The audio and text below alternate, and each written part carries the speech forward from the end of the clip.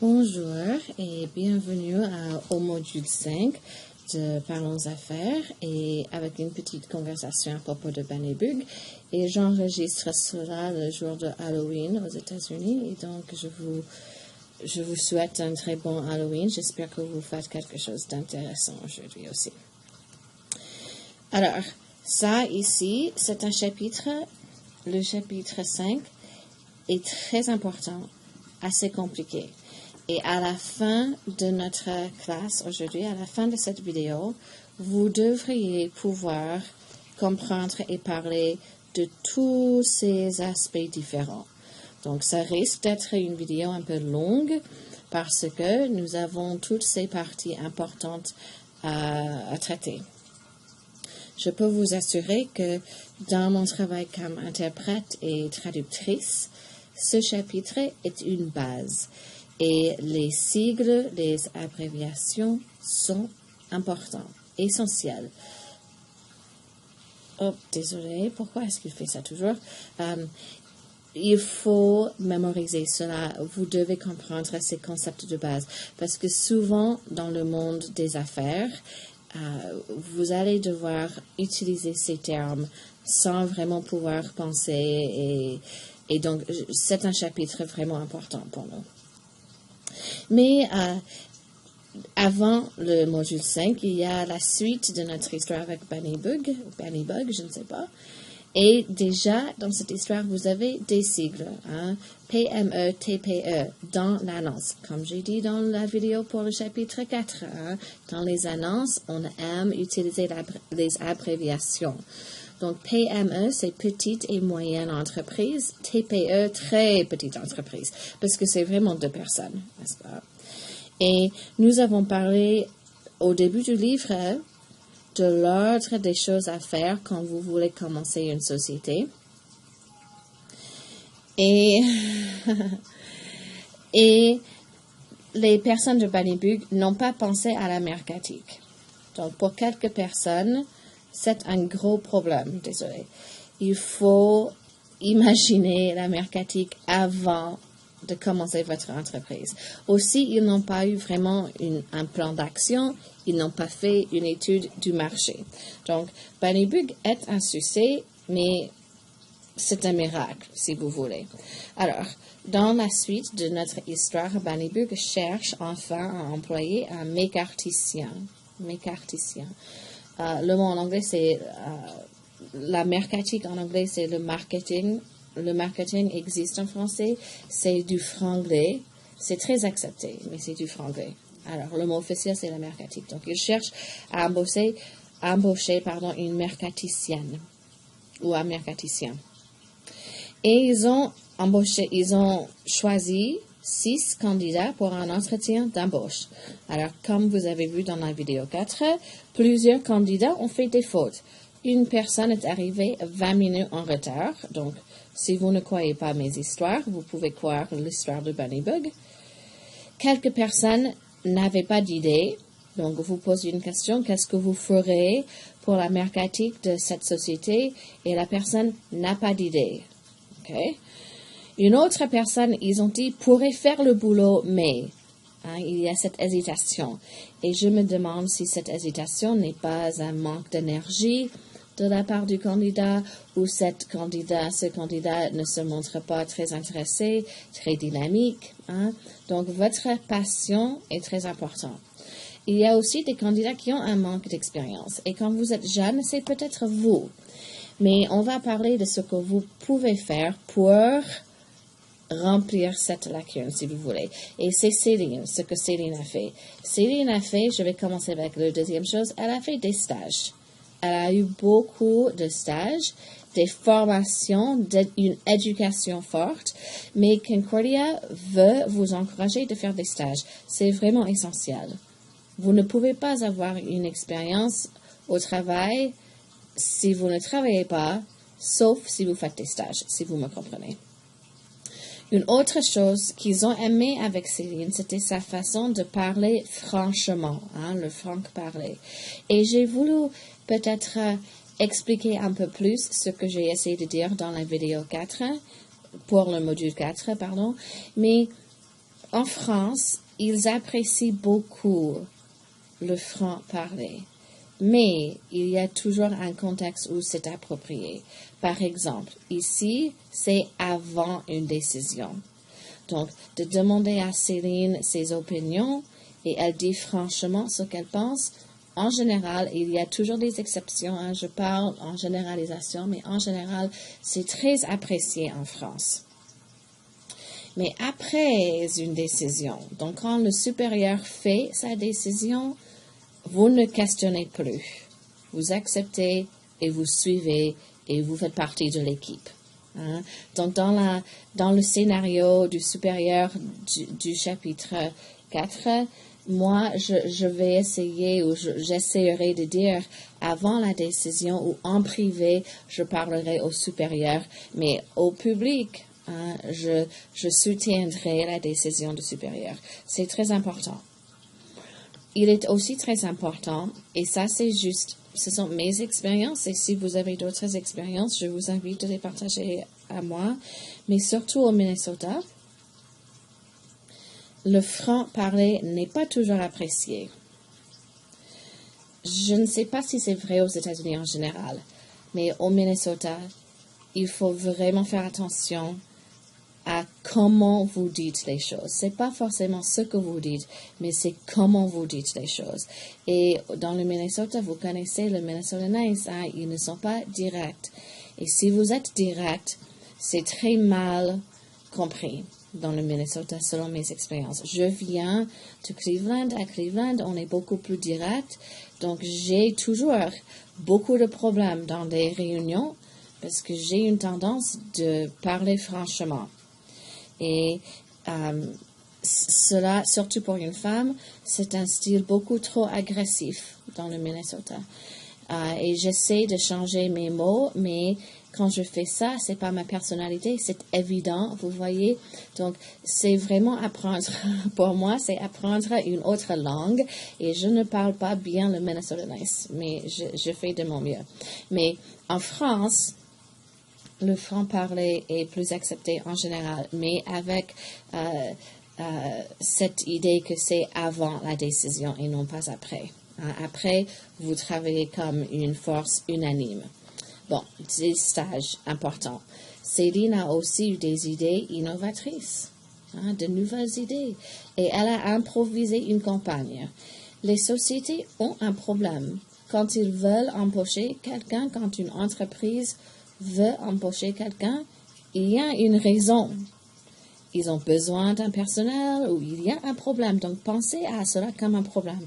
Comment est-ce que vous pouvez résoudre ce problème? Tout le monde aime quand quelqu'un aide. Comment est-ce que vous pouvez aider? Et Céline, spontanément, donc c'est quand même une candidate exceptionnelle, d'une manière spontanée, elle a improvisé une campagne de marketing pour Bunny Bug. Et après, elle a eu beaucoup de questions pour eux. Ils ont dit, pourquoi est-ce que vous voulez travailler pour nous? Et elle a dit, je ne sais pas si je veux travailler pour vous. J'ai beaucoup de questions.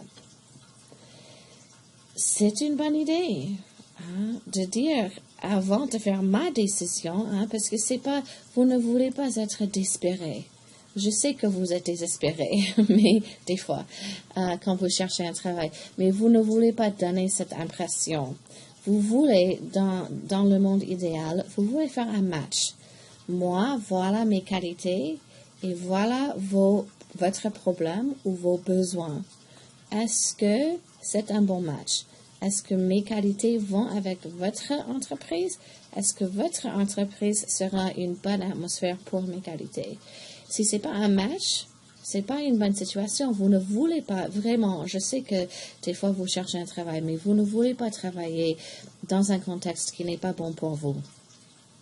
Donc c'est vraiment une bonne idée de poser des questions pour essayer de comprendre leur atmosphère, comprendre leur société, voir si c'est un bon match pour vous. Alors, avec le franc-parler, encore une fois, Céline a dit, et je ne sais pas, pour moi, c'est un peu osé, mais bon, Céline a posé des questions très difficiles au propriétaire de Bunny Bug. Pourquoi avez-vous choisi ce type de société? Et elle a montré son intelligence. Ils ont parlé des SARL et des SMC. Et elle a dit, mais pourquoi est-ce que vous ne faites pas ça? Vous pouvez faire ça. Est-ce que vous avez su que? Donc, ça, c'est un peu osé. De mon expérience, encore une fois, les entrepreneurs sont différents, je vais dire. Souvent, les entrepreneurs marchent par instinct. C'est ce que Thierry et Jason ont fait. Et souvent, ils ont beaucoup de succès. Mais des fois, ils commettent les erreurs classiques des créateurs des entreprises. Ils n'ont pas fait une étude du marché. Ils n'ont pas pensé à certaines choses. Heureusement pour eux, cela a marché. Vous, comme étudiants et spécialistes aux affaires, vous pouvez corriger ces erreurs classiques. Mais c'est intéressant si vous avez l'opportunité de travailler avec les entrepreneurs. Ils ont une mentalité vraiment unique de mon expérience. Et c'est pas tout le monde qui puisse réussir comme entrepreneur. C'est vraiment, de mon expérience, c'est vraiment une personnalité, une vision. Vous acceptez de faire des risques, vous allez tout faire pour que l'entreprise réussisse. C'est vraiment intéressant. Mais, alors, une autre chose assez exceptionnelle de Céline, c'est à la fin de leur premier dîner, le premier jour où elle a été embauchée, ils se sont tutoyés à la fin de la journée. Quand vous êtes jeune et quand vous travaillez pour des jeunes dans une entreprise qui est nouvelle, c'est de plus en plus typique de tutoyer les autres personnes. Mais sachez que dans le monde francophone, le respect est toujours primordial. Et vous commencez à vous voyer des personnes. Vous utilisez vous. Je connais des personnes qui ont travaillé ensemble pendant 20 ou 30 ans et ils utilisent toujours vous avec leurs collègues. C'est une conversation, ça prend du temps. J'ai dit aux étudiants hier dans un cours que après 8 ans, une de mes contacts en France m'a tutoyé. Et j'étais choquée parce que normalement, c'est une conversation, normalement, c'est quelque chose qui se passe. Vous demandez la permission de tutoyer. Elle a juste commencé à me tutoyer et je suis contente parce que ça montre que notre relation a évolué. Mais c'est 8 ans que nous travaillons ensemble. Une autre chose remarquable de Céline, et donc je suggère cela pour vous, c'est quasiment impossible, mais elle était toujours étudiante. Elle avait ses examens, c'était vendredi, le jour de son entretien.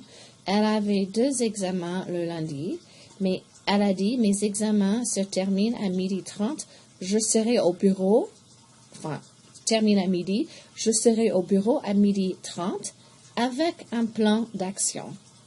Donc, le week-end, elle allait étudier pour ses 2 examens et faire un plan d'action pour Bonnybrook. C'est très impressionnant. C'est pas toujours possible. Mais pensez à cette idée. Comment est-ce que vous pouvez résoudre le problème? J'ai une idée pour vous et voilà, je vais vous montrer cela. Je vais vous écrire un plan d'action. Je vais faire une étude du marché. Je vais vous aider à comprendre telle ou telle chose. Voilà pourquoi Céline a été embauchée. C'est vraiment quelqu'un d'exceptionnel, mais nous pouvons apprendre de ses caractéristiques pour nous aider. Bon, alors, le chapitre, la typologie des entreprises, module, quel module sommes-nous? 5. Comme j'ai dit, dans mes traductions, je fais référence souvent à ce chapitre. En fait, pour moi, notre livre, c'est un livre de référence. C'est pas un textbook. J'utilise ce livre beaucoup. Il y a beaucoup de mots de vocabulaire, beaucoup de sigles, beaucoup de concepts différents. Il faut les apprendre. Parce que cette information, c'est vraiment l'information de base. Les informations de base. Bon. Les entreprises, en anglais, ce sont des business. Et le mot business existe en français aussi, mais c'est un anglicisme. Et ce n'est pas très précis. Donc, il vaut mieux dire entreprise. L'INSEE, c'est très intéressant, l'INSEE, je crois. voilà, ici, c'est un site web pour toutes les statistiques officielles pour la France. Alors, j'ai le site web ici avec ma vidéo. Ça prend du temps parce que je ne suis pas à la fac, je suis chez moi ce matin. Mais vous voyez, ici, j'ai fait une quête. Donc, l'INSEE a des statistiques pour toutes sortes de choses. C'est pas juste les entreprises. Mais j'ai fait une quête pour quelques entreprises de ce type. Et vous voyez, je pense que c'est très intéressant, n'est-ce pas? Dans l'exploitation forestière, voilà combien d'entreprises, voilà combien de salariés à temps plein. Hein? Voilà les chiffres d'affaires hors taxes, etc.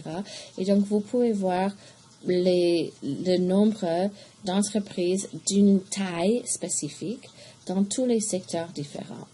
Et l'INSEE, c'est pas juste, comme j'ai dit, c'est pas juste les entreprises, c'est aussi les statistiques officielles pour la France. Donc, c'est intéressant si vous faites de la recherche, il faut connaître ce site. Hein. L'INSEE, vraiment un site important. Ils ont beaucoup de publications qui peuvent vous aider dans votre recherche à l'université, mais aussi si vous travaillez pour une société, si vous faites une étude du marché, il faut aller à l'INSEE, essentiel. Bon, on retourne au travail. Et ça, c'est la recherche que j'ai faite avec les sociétés spécifiques. Donc, bon. Les entreprises en France sont divisées parmi les critères économiques. Et il y a deux types de critères économiques, la taille de l'entreprise et le secteur. Hein? Donc, je vous ai montré à l'INSEE les secteurs différents pour une taille spécifique, par exemple. Alors, parlons du critère économique, la taille. Il y a des micro-entreprises où il n'y a pas de salariés, zéro. C'est-à-dire que le réalisateur, l'entrepreneur ne reçoit pas de salaire. Hein. Les bénéfices qu'il gagne vont à l'entreprise, vous voyez, et voilà. Il y a de très petites entreprises comme Bunnybug, 1 à 9 salariés, de petites entreprises, 10 à 49, moyennes et grandes. 90% des entreprises en France sont des PME, des petites et moyennes entreprises. Hein, donc, dans ces catégories. Remarquable. Hein, c'est vraiment le petit commerçant qui soutient l'économie française. Dans un sens. Les grandes entreprises font beaucoup plus d'argent, si vous me comprenez, mais la majorité des entreprises sont petites et moyennes. Donc, en France, l'INSEE fait attention au nombre de salariés. Combien de personnes reçoivent des salaires de cette entreprise? Et ça, c'est le critère économique pour la taille que l'INSEE utilise. En Europe, en 2003, la Commission des communautés européennes a proposé une autre méthode de calculer et leur méthode, c'est de compter les salariés et les non-salariés. Donc, tous les employés, s'ils sont payés ou pas, si c'est temps complet, temps partiel. Hein, donc, ils comptent beaucoup plus de personnes que l'INSEE. Et pour eux, vous voyez, vous pouvez lire les définitions, une micro-entreprise, moins de 10 employés, salariés et non-salariés, petite, moins de 50. Hein. L'INSEE n'a pas encore accepté cela. Donc, la France n'a pas encore accepté cela. Donc, nous allons rester avec ces définitions parce que l'INSEE, c'est ce qui est accepté en France. Mais c'est intéressant de savoir que l'Europe va peut-être changer comment on mesure la taille. Bon. La taille, n'oubliez pas, n'est pas le poids. Comme j'ai dit, 90% des entreprises sont des PME, mais peut-être l'économie principale, la plus grande contribution vient d'une grande entreprise. Hein. Donc, on mesure le poids d'une entreprise par le chiffre d'affaires, le CA. Et la définition, c'est dans le livre aussi, le montant global des ventes réalisées par une entreprise au cours d'une année. Donc, combien l'entreprise a gagné dans une année? Les ventes réalisées. Quelques exemples. Hein. Dans l'industrie de pointe, il y a beaucoup de robots. La robotisation domine. Donc, une entreprise est très petite, peut-être parce que les employés sont des robots. Et les robots ne comptent pas comme salariés ou non salariés. Vous comprenez? Donc, ça, c'est la technologie. Vous savez que la technologie, on gagne beaucoup d'argent dans la technologie, mais peut-être c'est une petite entreprise. Selon la définition de l'INSEE, parce que vous avez seulement quelques employés, quelques salariés. Comme le Fortune 500 en anglais aux États-Unis, il y a en France la liste des 100 ou 1000 premières entreprises françaises selon les chiffres d'affaires, selon le poids, pas selon la taille. Alors, deuxième façon de parler des entreprises, toujours dans le sens économique, mais c'est de parler de son secteur. Secteur, c'est l'activité principale d'une entreprise. Et comme aux États-Unis, hein, comme partout dans le monde, les entreprises peuvent être diversifiées. Hein, ils font plusieurs choses, mais pour déterminer le secteur, c'est l'activité principale. Il y a 4 secteurs. Alors, dans le secteur primaire, c'est l'exploitation de ressources naturelles. Donc, pour moi, c'est logique. C'est primaire, c'est les ressources naturelles elles-mêmes. L'agriculture, la pêche, les poissons, les forêts, les mines, hein, l'or. J'ai l'or dans mes mains. C'est mon travail, c'est d'exploiter l'or, de chercher l'or dans les mines. Mon entreprise, c'est dans le secteur primaire. Si mon entreprise transforme les matières premières, c'est le secteur secondaire. Ça, c'est les industries manufacturières, la construction.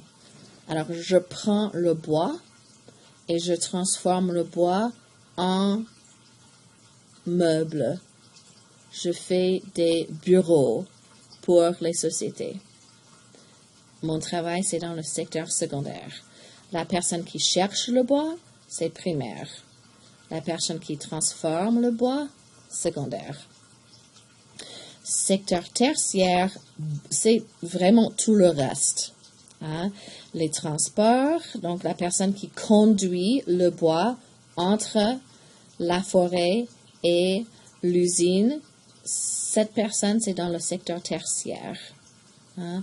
Donc, administration, transport, activités financières, services, éducation, santé, action sociale, etc. Tous dans le secteur tertiaire. Donc, le troisième secteur travaille en complémentarité avec les activités des premières et deuxième secteurs. Vous voyez, par exemple, les transports.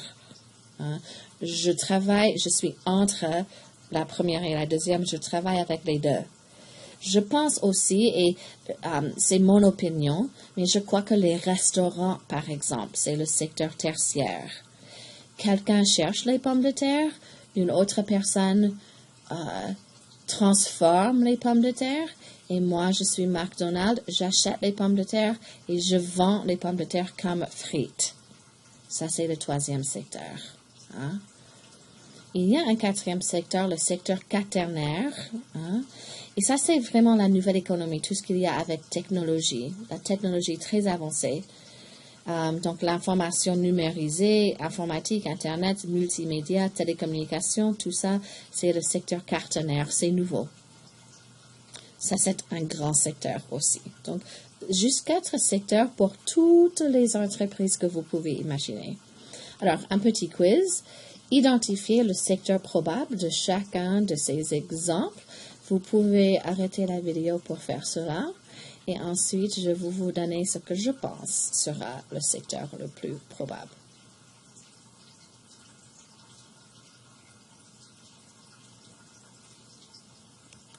Bon.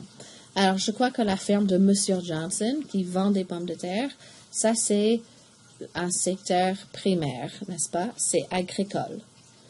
Je crois que Green Giant transforme les produits agricoles. Donc, pour moi, c'est le deuxième secteur.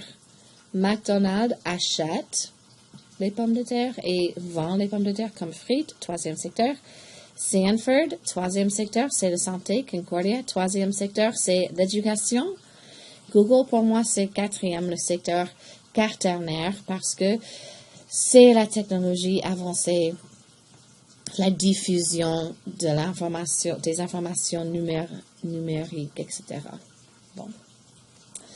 Alors, maintenant, parlons des critères juridiques. Donc, quand vous parlez des types d'entreprises, il y a des critères économiques, taille ou secteur. C'est facile. Et il y a aussi des critères juridiques. Ici, c'est beaucoup plus compliqué.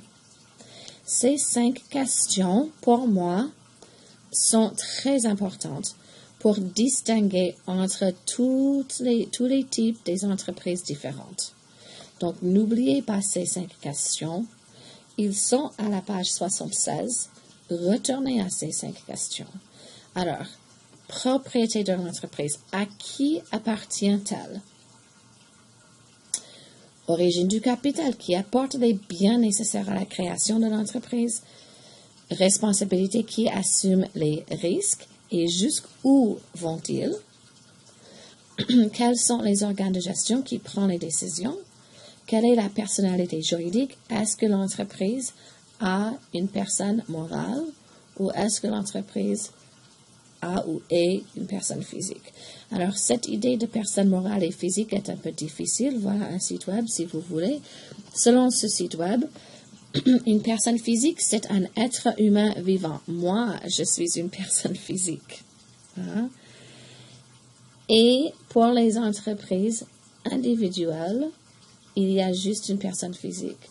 Donc, si je créais une entreprise Gay Rawson Consulting, vous pouvez choisir si c'est une personne physique ou morale selon le type d'entreprise. Mais souvent, c'est une personne physique. Pour une entreprise individuelle, c'est une personne physique. Pour les sociétés, pour les autres types d'entreprises, vous avez une personne morale.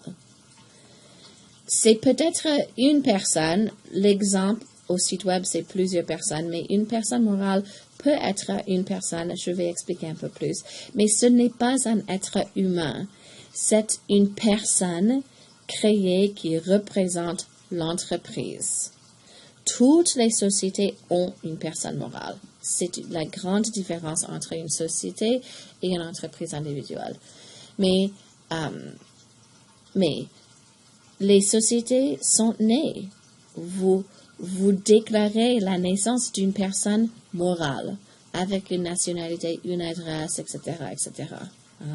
Ça, c'est la personne morale. C'est une personne créée qui représente la société ou un certain type d'entreprise. Alors, quand on parle de propriété de l'entreprise, donc à qui appartient-elle? Il y a 2 grands groupes. Imaginez un E ici, pardon, il y a une faute. Il y a le secteur public. L'entreprise appartient au gouvernement. Et il y a le secteur privé. L'entreprise appartient à des personnes physiques et morales privées. OK. Bon. Dans le secteur privé, parlons du secteur privé d'abord. Il y a 3 types d'entreprises. Les entreprises individuelles, les entreprises sociétaires. Imaginez qu'il n'y a pas de S ici et ici. Oh, les fautes, c'est trop tôt ce matin. Les entreprises sociétaires s'appellent aussi des sociétés. Et il y a des entreprises coopératives qui s'appellent aussi des coopératives. Mais si vous voyez société, si vous voyez coopérative, n'oubliez pas que ce sont des entreprises. Toutes les sociétés sont des entreprises. Mais toutes les entreprises ne sont pas des sociétés. Il y a 3 types d'entreprises différentes dans le secteur privé. Il y a des entreprises différentes dans le secteur public. Beaucoup de types différents. Et en fait, voilà quelques autres types que nous n'allons pas, on va parler des heures, mais nous n'allons pas parler des autres choses. Mais c'est juste pour vous dire que oui, le chapitre est compliqué, oui, il y a beaucoup d'informations, mais on a quand même choisi les choses les plus essentielles. Il y a beaucoup plus d'autres entreprises et d'autres types. Alors, Sirène, aussi un site intéressant. Sirène, c'est le site officiel où vous devez enregistrer votre société. Donc, quand vous formez une société en France, vous allez à ce site web pour avoir un numéro de SIRET unique pour votre entreprise. Hein? Et voilà les choses pour vous aider à créer, pour faire une étude du marché hein, et autre chose. Mais ici, hein, le numéro Sirène, le numéro SIRET. C'est un numéro spécifique pour votre entreprise. Et toutes les entreprises françaises sont déclarées à ce site. Ça fait partie de l'INSEE. l'INSEE, encore une fois. Vous voyez, très important. Mais toutes les entreprises sont ici. Toutes les sociétés, toutes les entreprises sont à ce site web. Bon. Alors, une entreprise individuelle appartient à un seul individu. Et ce n'est pas une personne morale, c'est une personne physique. Donc, Gay Rawson Consulting, c'est mon entreprise. Hein? Moi, je suis une personne physique humaine. Je suis une seule personne. Et moi, je donne, il faut imaginer un S après nécessaire. Moi, je paye tout le capital nécessaire pour commencer l'entreprise. Je gère l'entreprise comme je veux, parce que c'est juste moi. Je garde, mon Dieu, tous les bénéfices. Je garde tous les bénéfices, mais j'assume aussi tous les risques. OK? Bon. Alors, c'est moi, je fais des traductions et voilà, c'est ma société. Ça n'existe pas. C'est mon entreprise, pardon. Ça n'existe pas, j'imagine. Une chose essentielle à comprendre.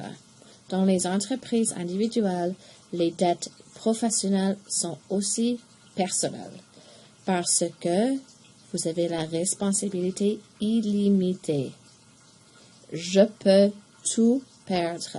Si je forme une entreprise individuelle et mon entreprise est un échec, je peux perdre ma maison.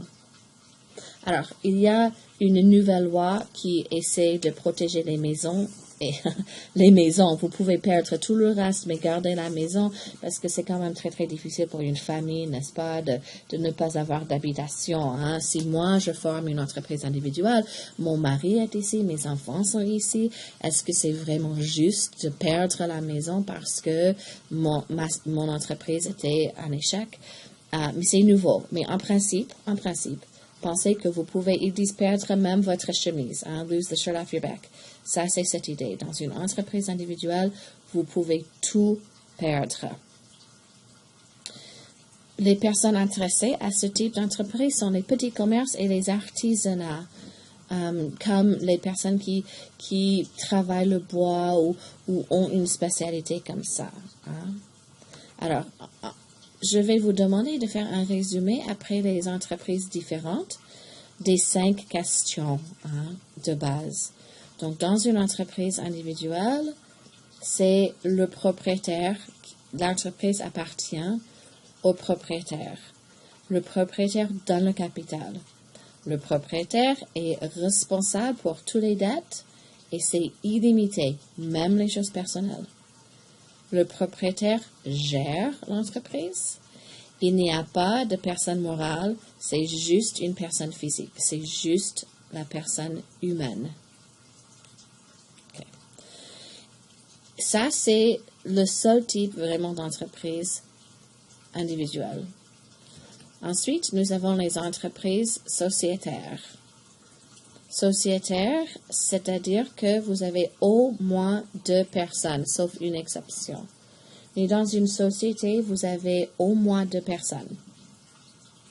Et vous ne dites pas partenaire, hein, vous ne dites pas propriétaire, vous dites associé. c'est le mot de vocabulaire pour ça, associé. Et apport, c'est les biens, c'est ce que les associés, ce que les personnes apportent. Vous voyez, apport, c'est ce que les personnes apportent à la société. Les biens que les associés apportent à la société s'appellent les apports. Les sociétés ont toujours une personne morale. Et comme j'ai dit, la personne morale a une dénomination sociale, a un domicile, a une nationalité. La personne est née. La personne peut mourir si la société meurt. On va parler de cela plus tard. Mais une société a une personne morale. Une grande différence avec l'entreprise individuelle. Alors, il y a 3 catégories de sociétés. Donc, n'oubliez pas, nous sommes ici dans le secteur privé. Il y a 3 types d'entreprises dans le secteur privé. Et dans les sociétés, deuxième type, nous allons parler de 3 catégories. Les sociétés de personnes, sociétés de capitaux et sociétés à responsabilité limitée. Et on va aussi faire une 4e des heures. Alors, une société de personnes,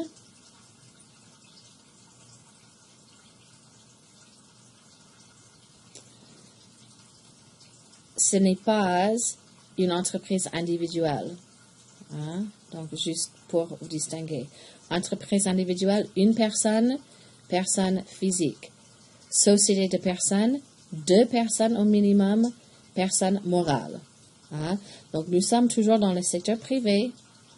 Les types d'entreprises sociétaires, société de personnes, c'est un type, un des 3 types de sociétés dans le secteur privé. Nous allons parler de 2 types de sociétés de personnes, les SNC et les SCS. Okay? Alors, les SNC, c'est les sociétés de personnes. En anglais, partnership.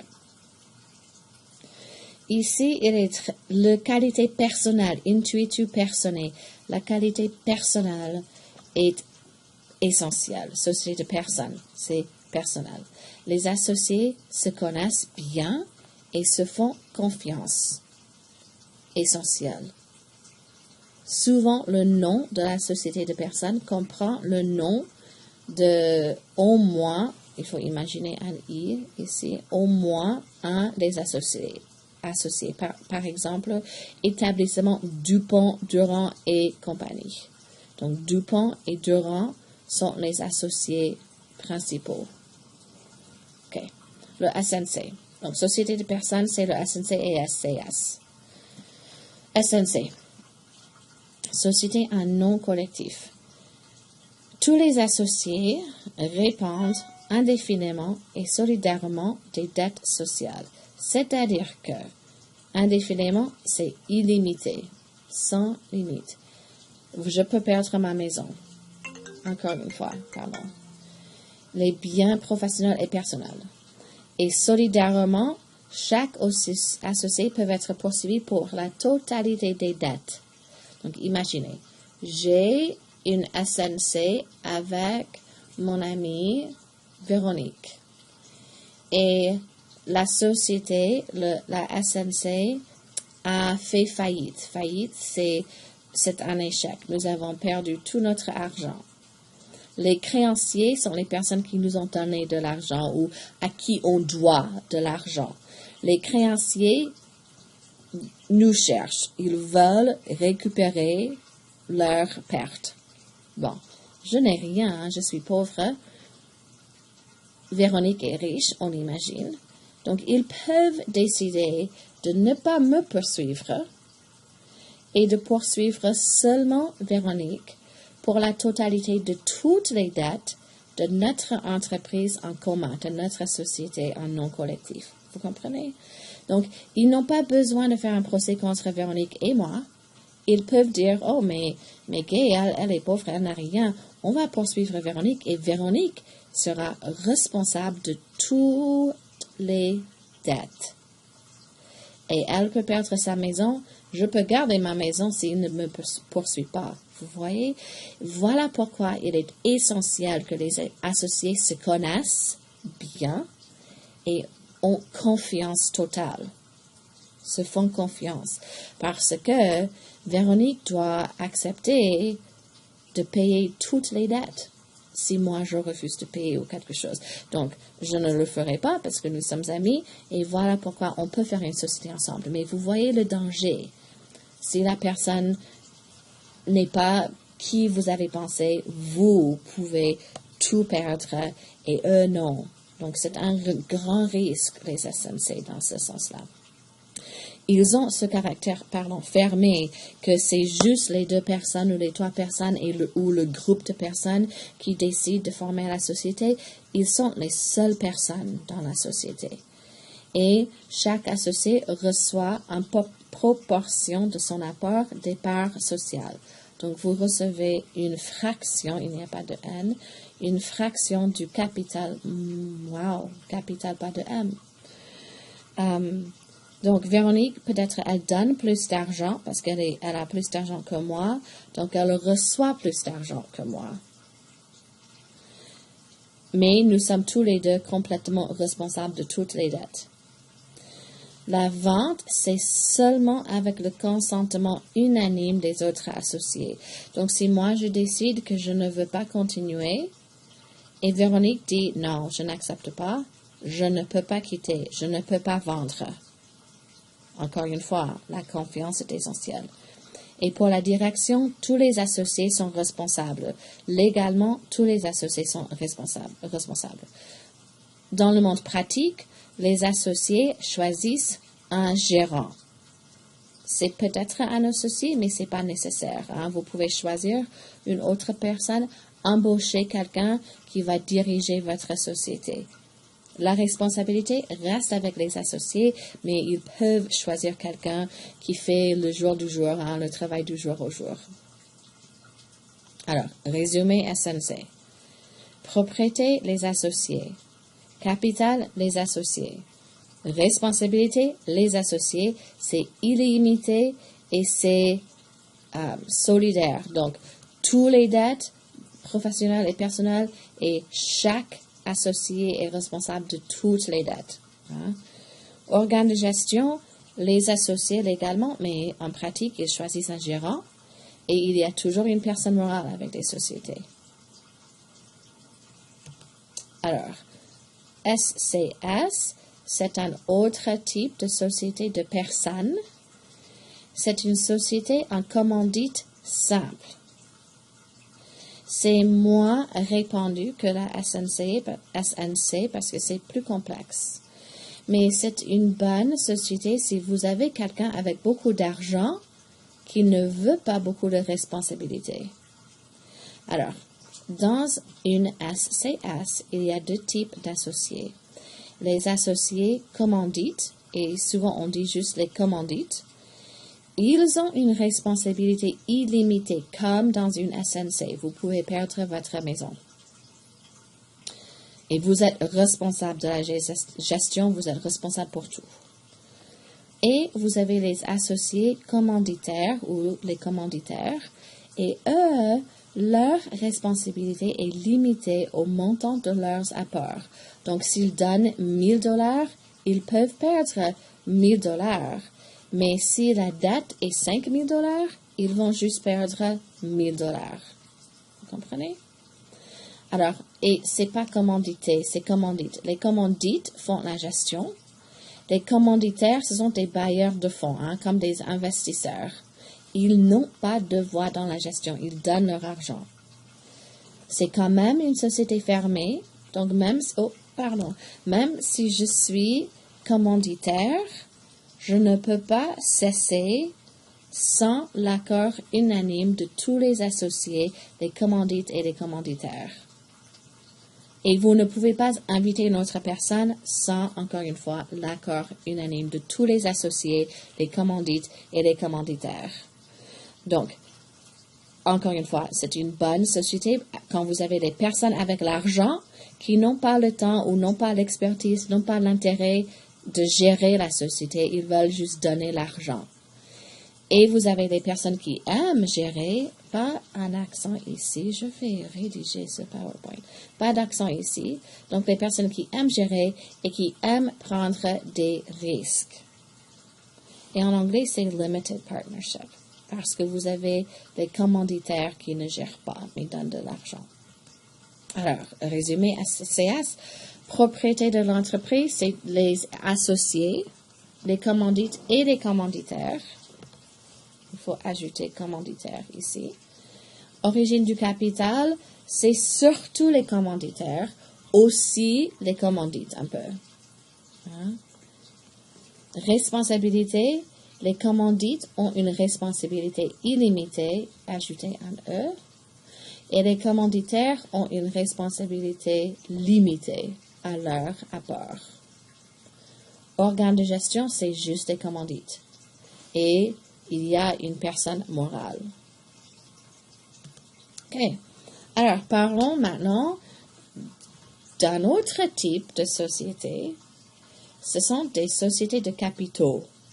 Donc, nous sommes dans le secteur privé. On a parlé des entreprises sociétaires de personnes. Maintenant, on va parler entreprises sociétaires de capitaux, les sociétés de capitaux. On va parler de deux, les sociétés anonymes et les sociétés à action simplifiée. Alors, une grande différence entre les sociétés de capitaux, c'est que vous avez les actions. Et comme des choses que vous vendez à la bourse, hein, shares et stock market, des sociétés de capitaux participent à la bourse. Ils ont des actions.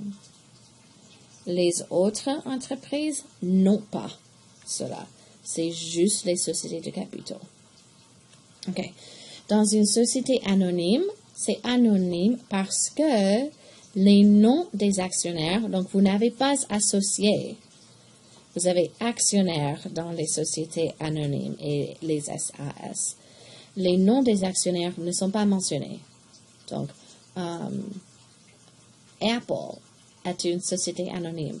Nous ne connaissons pas tous les actionnaires de Apple. C'est jamais mentionné. Hein? Le capital de Apple est divisé en actions. Et les actionnaires sont des associés propriétaires d'actions. Hein? C'est librement cessible dans une SA. Je peux vendre à n'importe qui, n'importe quand. Donc, je peux vendre mes actions de Apple à mon frère, à ma mère, à quelqu'un en Russie, quand je veux. Personne ne peut m'arrêter. Les bénéfices, c'est dans la forme de dividendes. Hein?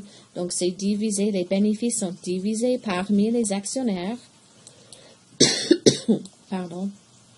sous forme de dividendes. Vos pertes sont limitées à ce que vous payez. Donc, si je paye $1,000, je peux perdre $1,000. Si j'achète $1,000 en actions, je peux perdre $1,000 en actions. Mais c'est limité à ça. La gestion, c'est une voix par action. Alors, pour avoir une majorité, il faut acheter une majorité d'actions. Une société anonyme doit avoir une assemblée générale chaque année. C'est une réunion. Pendant cette assemblée générale, il faut élire un conseil d'administration. Donc, entre 3 et 18 membres qui sont des administrateurs. Le conseil d'administration va choisir un président et directeur général. C'est souvent la même personne et voilà pourquoi vous avez PDG, président et directeur général, qui va assurer la gestion de la société. Aujourd'hui, il y a une tendance à changer un peu cela et avoir un conseil de surveillance, pas un conseil d'administration, avec les directeurs qui ne gèrent pas. Vous voyez, le conseil d'administration choisit le président. Hein? Le conseil de surveillance, il surveille. Le PDG est actionnaire, mais les directeurs peuvent être en dehors d'une société. Hein? Donc, je ne sais pas exactement la même chose, mais je pense un peu aux Ah non, c'est pas un bon exemple. C'est quand vous avez un conseil qui donne des conseils. Hein? Ils disent, mais voilà, nous allons vous aider. On va surveiller ce que vous faites, mais vous allez gérer vous-même les choses. Et les directeurs n'ont pas besoin de faire partie de l'intérieur de la société. Vous pouvez choisir quelqu'un de l'extérieur parce que cette personne a une expertise importante ou a une nouvelle idée que vous voulez entendre. Donc ça, c'est un changement qui se passe à ce moment, mais classiquement, Assemblée générale, conseil d'administration, PDG. Mais aujourd'hui, vous avez de plus en plus de directeurs, conseil de surveillance. Bon, résumé. Société anonyme. Propriétaire, c'est tous les actionnaires. Le capital vient de tous les actionnaires. Responsabilité limitée. Les actionnaires sont responsables, mais c'est limité à leur rapport.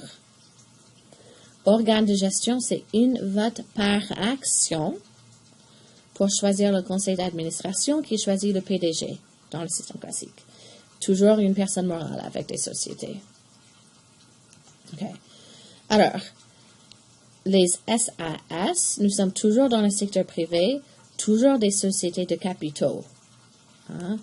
Les SAS sont des actions simplifiées, toujours actions simplifiées. Je pense que c'est intéressant, dans sa naissance, c'était pour faciliter la coopération entre les grandes sociétés qui voulaient travailler ensemble. Hein? Donc, au début, c'était l'idée d'un joint venture. Hein? Je suis Google et je veux acheter YouTube. Donc, YouTube est déjà une grande société. Google est une grande société. Ils veulent travailler ensemble pour former une nouvelle société. C'est pas que je sais que Google a pris YouTube, mais j'imagine que YouTube reste indépendant parce que je suis triste de tous les développements là, n'en parlons pas.